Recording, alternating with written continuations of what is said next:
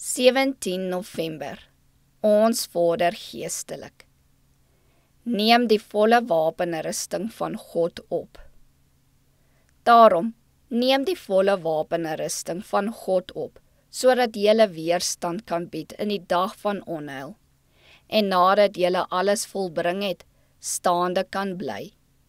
Efesiërs 6 vers 13. Laat ons vertroue in Christus onder alle omstandighede bewaar. Hy beteken vir ons alles. Die eerste, die laaste, die beste in alles. Laat ons tonge dan leer om hom te loof, nie net as ons geluk en blydskap ken nie, maar altyd. Laat ons die hart volhou van Gods kosbare beloftes, sodat ons woorde kan spreek wat ander tot vertroosting en sterkte sal wees.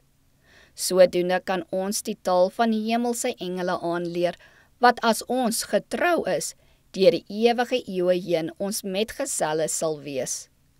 Ons moet elke dag vorder op die weg na 'n volmaakte karakter en ons sal dit gewis doen as ons na die doel jaag om die prys van die hoë roeping van God in Christus Jesus te verkry. Laat ons nie van die Satan se groot krag praat nie, maar van die groot krag van God. In elke siel stry twee magte met mening om die oorwinning. Ongeloof monster sy magte onder leiding van die Satan, om ons van die bron van ons krag af te sny. Geloof monster sy magte onder leiding van Christus, die leidsman en volleinder van ons geloof. Uur na uur gaan die stryd onder die oë van die ganse heelal voort. Dit is 'n handgemene stryd en die groot vraag is, watter een sal die oorhand kry? Oor hierdie vraag moet elkeen self besluit. In hierdie stryd moet elkeen aan die een of die ander kant betrokke wees. Niemand word van die stryd vrygestel nie.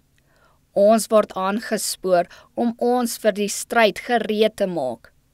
Word kragtig in die Here en in die krag van sy sterkte.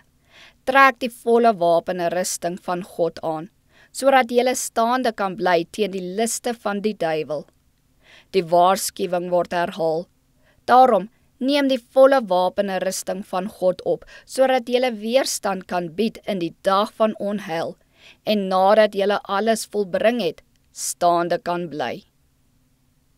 Hy aan wie alle mag in die hemel en op aarde gegee is, sal diegene te hulp snel wat op hom vertrou.